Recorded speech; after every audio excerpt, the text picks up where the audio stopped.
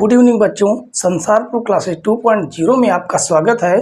और हमने कल की क्लास में प्रश्नावली 10.3 पूरे क्वेश्चन सॉल्व कर लिए थे, ठीक है। और आज हम शुरू करेंगे प्रश्नावली 10.4 की कुछ महत्वपूर्ण प्रमेय, ठीक है, जिनका नाम है प्रमेय 10.3, 10.4 और 10.5, ठीक है।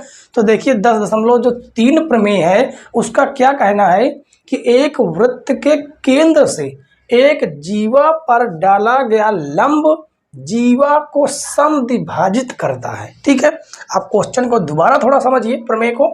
एक वृत्त के केंद्र से, तो देखिए वृत्त के केंद्र से जीवा पर एक जीवा क्या होती है कि किसी वृत्त को दो बिंदुओं से होती हुई कोई रेखाखंड खींचते हैं तो उसे क्या कहते हैं, जीवा कहते हैं, ठीक है। तो जीवा पर डाला गया लंब क्या है, OM, ठीक है। डाला गया लंब जीवा को समद्विभाजित करता है, मतलब इस भुजा को AB भुजा को इन दो बराबर भागों में काटता है। ये हमें सिद्ध करना है, ठीक है। तो चलिए सबसे हम पहले क्या लिखेंगे, सबसे पहले हम लिखेंगे माना, क्या लिखेंगे, माना O केंद्र वाला एक वृत्त है जिसकी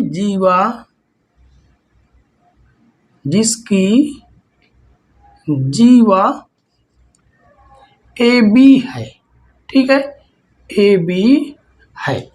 अब एक बात थोड़ा और जानिए, डाला गया लंब, जब कभी किसी भुजा पर लंब डाला जाता है तो वहां पर 19 डिग्री का कोण बनता है। कितने डिग्री का, 19 डिग्री का कोण बनता है, ठीक है। तो इसका मतलब कोण OMA और OMB दोनों कोण आपस में क्या है, बराबर है, ठीक है। तो देखिए इतना हमने लिख दिया है। हमने यहाँ पर रचना की है, क्या रचना की है, हम रचना को लिख देंगे, ठीक है। सबसे पहले लिखेंगे दिया है, क्या दिया गया है कि AMO या OMA, ठीक है, OMA कोण OMA बराबर होगा किसके, ठीक है, दोनों कोण बराबर क्योंकि 19 डिग्री है। OMB के, कोण OMB के क्यों बराबर है, क्योंकि दोनों कोण क्या है, 19 डिग्री है, ठीक है। और उसके बाद यहाँ पर हमें जीवा AB दी गई है, वो तो हम पहले लिख चुके हैं। अब लिखेंगे रचना, ठीक है, क्या लिखेंगे, रचना। हमने रचना क्या की है, हमने A को O से और B को O से मिलाया है, ठीक है। इसे हम लिख देंगे A को O से व B को O से मिलाया, क्या किया, मिलाया। बस इतनी ही रचना की है हमने, ठीक है। अब लिखेंगे सिद्ध लिख सकते हैं, प्रूफ लिख सकते हैं, उपपत्ति लिख सकते हैं, ठीक है, कोई दिक्कत नहीं होगी उससे। अब देखिए हमें सिद्ध में क्या करना है, हमें इन दोनों त्रिभुजों को, अच्छा यहाँ पर हमें सिद्ध क्या करना, ठीक है, लिख देते हैं सिद्ध करना। ये मैं पहले लिखना चाहिए था, तो भूलवश हमने लिखना भूल चुके हैं, ठीक है। सिद्ध करना है, कोई दिक्कत नहीं, जहाँ भी मतलब कि नीचे हमने लिख देंगे, ठीक है। तो सिद्ध क्या करना है, कहा गया है लंब जो है जीवा को समद्विभाजित करता है, मतलब AM और MB आपस में बराबर होंगे, ठीक है। तो लिखेंगे सिद्ध करना है AM बराबर MB, ठीक है। ये हमें क्या करना है, प्रूफ करना है। चलिए अब लिखते हैं हल, क्या लिखेंगे, हल लिख देंगे या सिद्ध लिख देंगे, ठीक है। तो देखिए हमें इन दोनों त्रिभुजों को क्या करना है, सर्वांग सम सिद्ध करना, ठीक है। तो चलिए सर्वांग सम सिद्ध करेंगे। तो लिखेंगे जिन त्रिभुजों को सर्वांग सम सिद्ध करना है उनके पहले नाम लिख लेते हैं। तो त्रिभुज OMA व त्रिभुज OMB में। और आपको पता है सर्वांगसम सिद्ध होने के लिए केवल 3 की आवश्यकता होती है। 3 भाग अगर हमने बराबर दिखा दिए तो त्रिभुज सर्वांगसम हो जाता है। सबसे पहले ये दोनों बराबर दिख रहे हैं, ठीक है, इससे लिखेंगे कोण OMA बराबर कोण OMB। और ये बराबर क्यों है, लिख देंगे प्रत्येक कोण 19 डिग्री है, ठीक है, 90 अंश है इसलिए बराबर है। और यहाँ पर देखिए ये वाली भुजा और ये वाली भुजा आपस में बराबर होंगी, यानी OA बराबर OB। क्यों बराबर है, एक ही वृत्त की त्रिज्याएं हैं और त्रिज्या हम चाहे जहां खींचे हर जगह पर त्रिज्या बराबर आएगी, ठीक है। लिखेंगे एक ही वृत्त की त्रिज्याएं हैं, एक ही वृत्त की त्रिज्याएं हैं, ठीक है। अब आगे देखिए, अब यहां पर जो OM है ये क्या है, उभयनिष्ठ मिल रहा है दोनों त्रिभुजों में। लिखेंगे OM बराबर OM, ये क्या है, उभयनिष्ठ भुजा, उभयनिष्ठ भुजा, ठीक है। तो देखिए हमें 3 भाग बराबर मिल चुके हैं। तो यहाँ पर कौन सा नियम लग रहा है, हमने आपको बताया था कि जब समकोण त्रिभुज हो, समकोण त्रिभुज बनता है, उसके सामने एक भुजकर्ण होती है और एक लंब क्या होता है, उभयनिष्ठ होता है, तो वहाँ RHS लगता है, ठीक है। तो लिखेंगे RHS सर्वांग समता नियम से हम कह सकते हैं कि त्रिभुज OMA सर्वांगसम होंगे त्रिभुज OMB के, ठीक है, त्रिभुज OMB के। और जैसे सर्वांगसम सिद्ध हो जाते हैं उसके सभी के सभी संगत भाग आपस में बराबर हो जाते हैं। मतलब कह सकते हैं कि ये कोण इस कोण के बराबर होगा, ये कोण इस कोण के बराबर होगा, ये भुजा इस भुजा के बराबर हो जाएगी, ठीक है। तो लिखेंगे AM बराबर MB, ठीक है। क्यों बराबर हुआ, CP CT से संगत त्रिभुजों के संगत अवयव आपस में बराबर होते हैं, ठीक है। हमें यही सिद्ध करना था, तो लिखेंगे सिद्ध हुआ, ठीक है। चलिए अब हम अगली सॉल्व करेंगे प्रमेय 10.4, ठीक है। तो ये कितनी बेहद आसान प्रमेय थी। ऐसी ही प्रमेय जस्ट इसका विपरीत अगली प्रमेय है, ठीक है।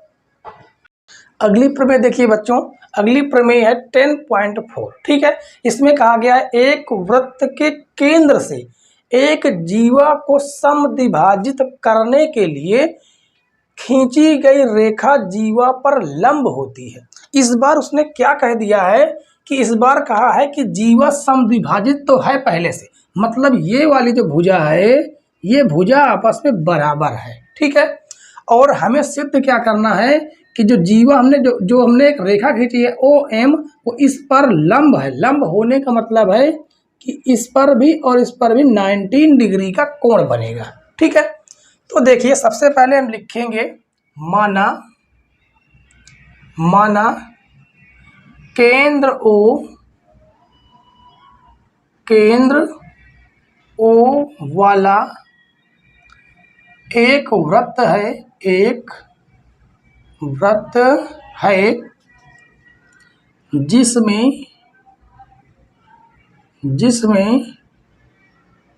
AB जीवा है, ठीक है। और अब लिखेंगे दिया है। अब दिया क्या गया है, सबसे पहले हम लिख लेते हैं दिया है, ठीक है। देखिए इस बार क्या कह दिया है कि जीवा को समद्विभाजित करने के लिए, इसका मतलब जीवा समद्विभाजित है, यानी AM बराबर MB, ठीक है। तो लिखेंगे AM बराबर एम बी, ठीक है। और उसके बाद हम क्या लिखेंगे, इतना तो दे दिया गया है, अब लिखेंगे सिद्ध करना है, सिद्ध करना है, ठीक है। अब क्या सिद्ध करना, देखिए खींची गई रेखा जीवा पर लंब है, इसका मतलब जो हम रेखा खींच रहे हैं ओ एम, वो ए बी पर क्या है, लंब है, ठीक है। यानी ओ एम लंब है ए बी पर। और आपको पता है लंब कब होता है, जब यहाँ पर भी मतलब इस रेखा के इस पार और इधर दोनों 19 डिग्री कोण बने हों, ठीक है। अब हम लिखेंगे रचना, हमने रचना क्या की है, रचना, ठीक है। तो देखिए रचना हमने केवल दो ही की है, ए को ओ से और बी को ओ से मिलाया है, ठीक है। चलिए लिखते हैं, ए को ओ से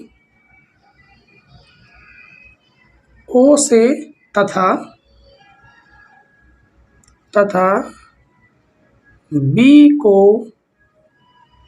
ओ से मिलाया, ठीक है। अब लिखेंगे हल या सिद्ध, कुछ भी हम लिख सकते हैं। चलिए हल करते हैं। तो देखिए हमें करना क्या है, हमें जस्ट पहली वाले प्रमेय के जैसे हम इन दोनों त्रिभुजों को सर्वांगसम सिद्ध करेंगे, ठीक है। तो सर्वांगसम सिद्ध करने के लिए सबसे पहले जिन त्रिभुजों को सर्वांगसम सिद्ध करना उनके हम नाम लिख लेंगे, त्रिभुज ओ एम ए तथा त्रिभुज ओ एम बी में, ठीक है। अब देखिए हमें क्या करना है, अब हम यहाँ पर हमें सर्वांगसम सिद्ध करने के लिए केवल 3 भुजाएं मिल जाएं, मतलब 3 भुजाएं या 3 कोई भी अवयव मिल जाए, 3 भाग बराबर मिल जाएं, जिससे इन दोनों त्रिभुजों को सर्वांगसम सिद्ध कर दे, ठीक है। तो सबसे पहले हमें ये मिल रही ए एम और एम बी बराबर है, ठीक है। तो लिखेंगे ए एम बराबर एम बी, ठीक है। और ये क्या है, ये पहले से दिया है, लिखेंगे दिया है, ठीक है। और उसके बाद ओ ए और ओ बी ये दोनों बराबर हैं, यानी हम लिखेंगे ओ ए बराबर ओ बी।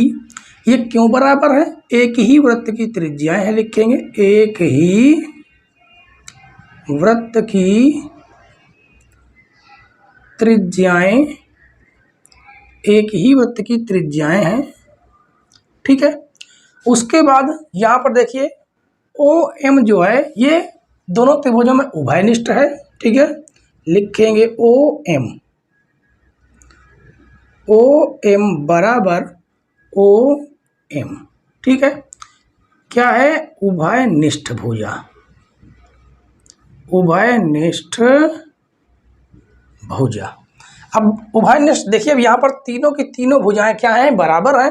तो यहाँ पर हम लिख सकते हैं एस एस एस, मतलब साइड साइड साइड नहीं, भुजा भुजा भुजा सर्वांग समता से, सर्वांग समता नियम से हम कह सकते हैं कि त्रिभुज ओ एम ए बराबर हो, क्या होगा, सर्वांगसम होगा त्रिभुज ओ एम बी के, ठीक है। अब जैसे हमने सर्वांगसम सिद्ध किया, हम ये कह सकते हैं कि ये दोनों कोण आपस में बराबर हो जाएंगे, ये कोण बराबर हो जाएंगे, ये कोण, मतलब कि इसके संगत सभी कोण आपस में बराबर हो जाएंगे। तो हमें केवल इन दोनों कोणों से मतलब है, केवल इन दोनों कोणों को दिखाना है। तो ठीक है, तो लिखेंगे कोण ओ एम ए बराबर कोण ओ एम बी, ठीक है, ओ एम बी। ये क्यों बराबर हुआ, सी पी सी टी से, ठीक है। इसे हम सी पी सी टी का मतलब आपको पता है, सर्वांगसम त्रिभुज के संगत अवयव बराबर होते हैं। इसे हम क्या नाम दे देंगे, इसे हम नाम दे देंगे समीकरण 1, ठीक है। इसके हमें आगे आवश्यकता पड़ेगी। तो अब देखिए, अब हम आगे क्या करेंगे, यहाँ से देखिए, आपको पता है कि एक सरल रेखा में बने सभी कोणों का योग 180 अंश होता है, ठीक है। और हमने आपको पिछली क्लास में, अगर आपने ना देखा हो तो 6.2 आप जाकर देख लीजिए, हमने यहाँ पर इस प्रमेय को हम बताया है, ठीक है। क्या बताए हैं कि एक सरल रेखा में बने किन्हीं दो कोणों का योग या किन्हीं या कितने भी कोण बना दे, एक सरल रेखा में बने सभी कोणों का योग कितना होता है? 180 अंश होता है, ठीक है। तो लिखेंगे कोण OMA प्लस कोण OMB बराबर हो जाएगा 180 अंश, ठीक है। क्यों बराबर हुआ? क्योंकि यहाँ पर रैखिक युग्म बन रहा है, तो लिखेंगे रैखिक युग्म, ठीक है, इसलिए बराबर है। अब यहाँ पर देखिए दोनों के दोनों कोण आपस में बराबर है। कहने का मतलब है कि हम इस जगह पर कोण OMA प्लस इसकी जगह पर कोण OMA लिख सकते हैं, ठीक है। लिख देंगे 180 अंश। कैसे हुआ? समीकरण 1 से, समीकरण 1 से, ठीक है। तो समीकरण 1 में आप देख सकते हैं दोनों कोण आपस में बराबर हैं, तो ये कितना हो गया? ये 2 हो गए। कितने हो गए? 2 हो गए। तो कोण OMA बराबर 180, इसे हम काटेंगे तो कितना आ जाएगा? 19 डिग्री, यानी कोण OMA बराबर हो गया 19 डिग्री। जब ये 19 डिग्री हो गया तो यहाँ पर देखिए ये कोण इसके बराबर है, यानी हम लिख सकते हैं अतः कोण OMB बराबर भी क्या हो जाएगा? 19 डिग्री, ठीक है। कहने का मतलब है कि कोण OMA बराबर कोण OMB बराबर हो गया 19 डिग्री, ठीक है। दोनों के दोनों यहाँ पर 19 डिग्री के कोण बनेंगे, ठीक है। और जब कभी कोई भुजा दूसरे भुजा पर गिरती है और 19 डिग्री कोण बनाती है, तो गिरी हुई भुजा दूसरे भुजा की क्या होती है? लंब समद्विभाजक होती है, ठीक है। तो लिखेंगे अतः OM लंब होगी किस पर? AB पर, ठीक है। इसी को हमें क्या करना था? प्रूफ करना था, ठीक है। तो हमने क्या लिख दिया? सिद्ध हुआ, ठीक है। तो देखिए आपकी प्रमेय 10.4 बहुत ही आसान थी और हमने आसानी से इसे सिद्ध भी किया। अगली प्रमेय बच्चों देखिए 10.5, ठीक है। इसमें कहा गया 3 असंरेख बिंदुओं से होकर एक और केवल एक वृत्त खींचा जाता है, ठीक है। तो देखिए सबसे पहले आप हमें ये बताइए, मान लेते हैं 3 असंरेख ना होकर हमने केवल एक लिया, एक केवल बिंदु लिया। अब बताइए इस बिंदु से कितने वृत्त खींचे जा सकते हैं? आप कहेंगे यहाँ से इस बिंदु से ढेरों खींचे जा सकते हैं। कैसे? देखिए ऐसे करते हुए एक हो जाएगा, ठीक है।